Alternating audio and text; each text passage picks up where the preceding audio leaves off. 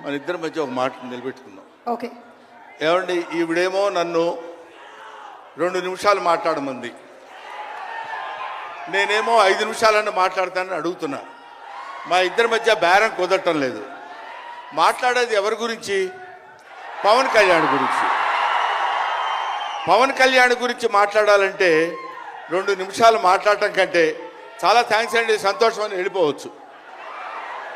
అలాదేనా sir? 2 నిమిషాలు ఇక్కడ, 3 నిమిషాలు నాతో ఫోన్లో మాట్లాడరా? Okay sir. పోనీ ఒకటి. ఇప్పుడు ఇక్కడి నుంచి లెక్కేసుకోండి టైము, ఇందాకది కాదు.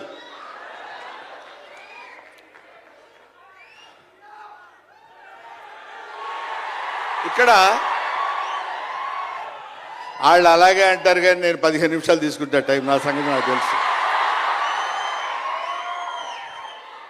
పవన్ కళ్యాణ్ గారి గురించి నేను ప్రత్యేకంగా చెప్పాల్సిన అవసరం లేదు.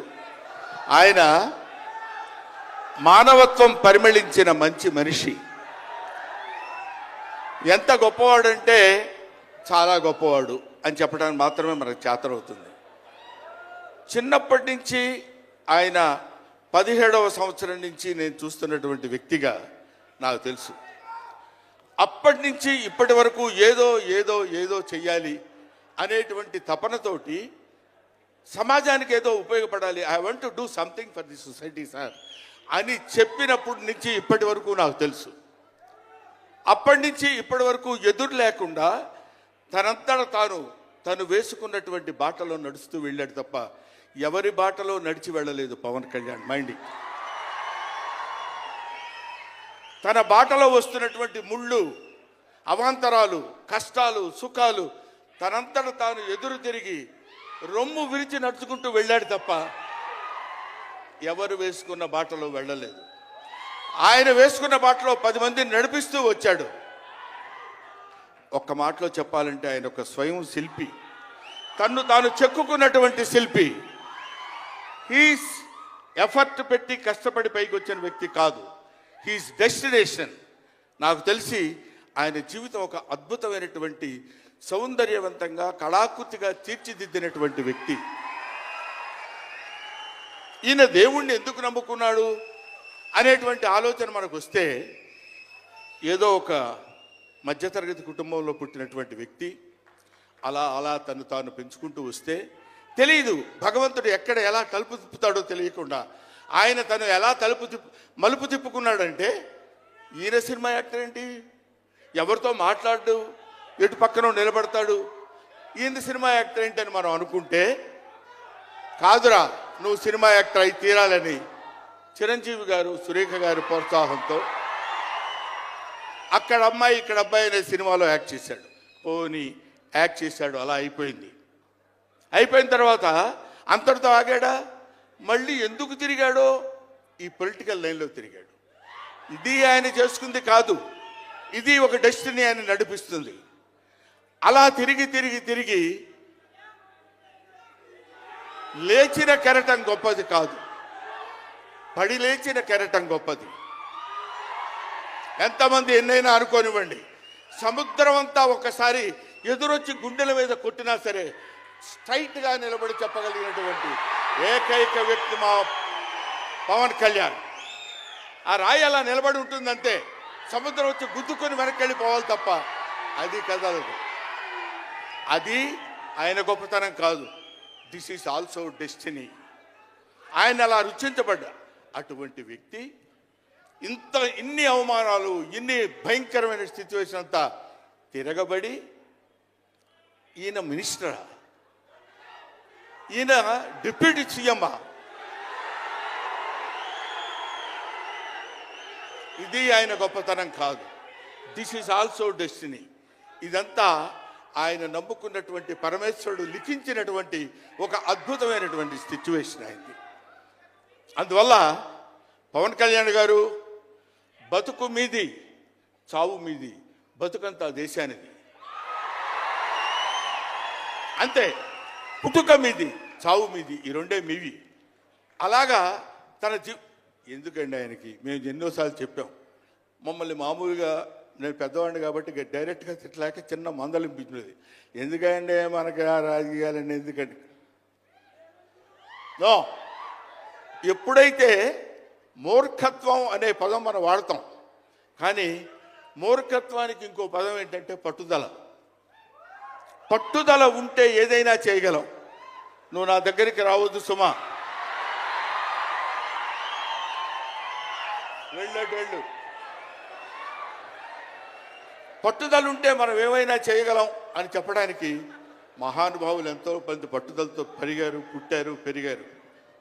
ఒక లాల్ బహదూర్ శాస్త్రి పట్టుదల, ఎడం చేత్తో కుడి చేత్తో పుస్తకాలు పట్టుకొని ఎడం చేత్తో గంగానది ఈదుకుంటూ వెళ్ళి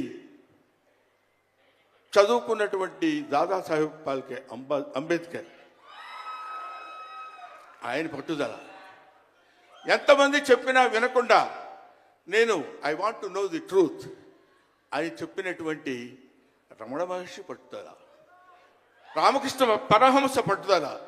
వీళ్ళందరూ పట్టుదలతో పుట్టారు, పట్టుదలతో పెరిగారు కాబట్టే ఇవాటి వరకు ఇలా నిలబడగలిగారు. ఇప్పుడు నేను చెప్పేది, రేపొద్దున ఆయన ఎంత గొప్పవాడు అవుతాడనేది మనం నిర్ణయించడం మన చేతుల్లో లేదు. ఇవాళకి ఈ స్టేజ్కి వస్తాడని మనం అనుకోలేదు. ఇక తర్వాత ఏ శిఖరాలను ఆయన అధిరోహించబోతున్నాడో అది ఆయన చేతుల్లో లేదు, మన చేతుల్లో లేదు. సకల సృష్టి స్థితి రేఖారుడైన భగవంతుడి చేతుల్లో ఉంది. కాబట్టి ఆ నిర్ణయించినటువంటి ఆ డెస్టినీని నమ్ముకొని వెళ్ళేటువంటి మనిషి కాబట్టి ఆ మహానుభావుడు ఇంకా ఇంకా ఇంకా ఎన్నో స్థితులకు వెళ్ళాలి, ఎన్నో స్థితులను అధిరోహించాలి అని మనం కోరుకుందాం. అధిరోహించి తీరుతాడు. అస్తు అస్తు అస్తు, శుభమస్తు. ఇది జరిగి తీరుతుంది. ఇది నిత్య సత్యం. చాలు. ఏవయ్యా, నువ్వు పొగట్టడానికి వచ్చావా ఇక్కడికి? పవన్ కళ్యాణ్ గురించి చెప్పడానికి వచ్చావా, లేకపోతే ఆయన గురించి గొప్పగా చెప్పడానికి, ఆయన్ని పొగట్టడానికి వచ్చావా అనుకోవచ్చు. మీకు ఒక చిన్న విషయం చెప్తున్నాను. ఆయన సంవత్సరం క్రితం చూశాను, 1 year బ్యాక్ చూశాను, మళ్ళీ ఇప్పుడు చూస్తున్నాను. మధ్యలో ఒకసారి ఏదో ఒంట్లో బాగోలేదంటే మాత్రం చూశాను. ఆయనతో ఫోన్లో మాట్లాడింది లేదు, ఆయన గురించి నాకు తెలిసింది లేదు. మా ఇద్దరి మధ్య ఉన్నది స్నేహం కాదు, ఆత్మీయత. ఆత్మీయత వేరు, స్నేహం వేరు. ఆత్మలు కలిసేటువంటి ఒక అద్భుతమైనటువంటి సంబంధం మా ఇద్దరి మధ్య ఉంది కాబట్టి మనం చెప్తున్నాం. సరే, ఇక నీ సోది ఇది ఆపబోయా. చెప్పు హరిహర వీరమల్లు గురించి.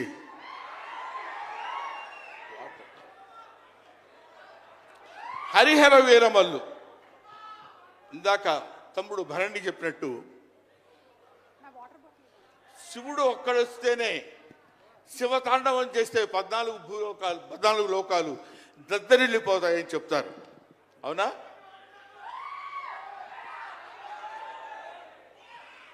శివుడు త్రిశూలం పట్టుకుని తాండవం చేస్తే గడగడ గడగడ గడ భూలోకం అంతా ఉణికిపోతుంది. అటువంటి శివుడు వస్తున్నాడు. విష్ణుమూర్తి సుదర్శనాన్ని వదిలితే ఎంతో మంది శిశుపాలు నుండి సంహరించగలిగిన శక్తి ఉంది అతనికి. ఒకడు హరుడు, ఒకడు హరి. విష్ణుమూర్తి, శివుడు వీళ్ళిద్దరూ కలిసి వస్తున్నాడు. హరిహర వీరమల్లు పేరుతో వచ్చినటువంటి హరిహర.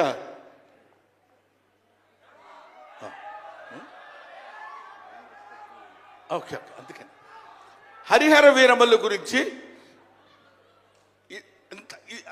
మధ్యలో చిన్న డిస్టర్బెన్స్ జరిగింది. సరే, ఏదేమైనా ఆ సినిమా గురించి ఇంక నేను చెప్పాల్సిన పని లేదు, మీరు చూస్తారు కాబట్టి నేను మాట్లాడదు. ఎందుకంటే పవన్ కళ్యాణ్ గారి గురించి ఆవిష్కరించి ఆయన గురించి 2 ముక్కలు చెప్పాలని. సరే, సినిమా గురించి అంటారా, ఇంకా ఆయన గురించి మనం ప్రత్యేకంగా చెప్పాల్సిన అవసరం లేదు. ఆయన అలా కొట్టుకుంటూ ఇంకా రచ్చ రచ్చ రచ్చ రచ్చ కింద ఉంటుంది.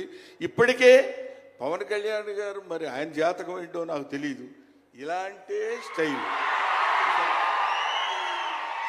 అప్పుడెప్పుడో ప్యాంటు మీద ప్యాంట్ వేసుకుంటే స్టైలు. ఆయన కారణజన్ముడు కాబట్టి ఇంకా నన్ను అనవసరంగా వెనకాల జుట్టు పట్టుకొని లాక్కి వెళ్ళిపోయేటట్టుంది సుమా, మా అమ్మాయి. కాబట్టి I wish you all the best.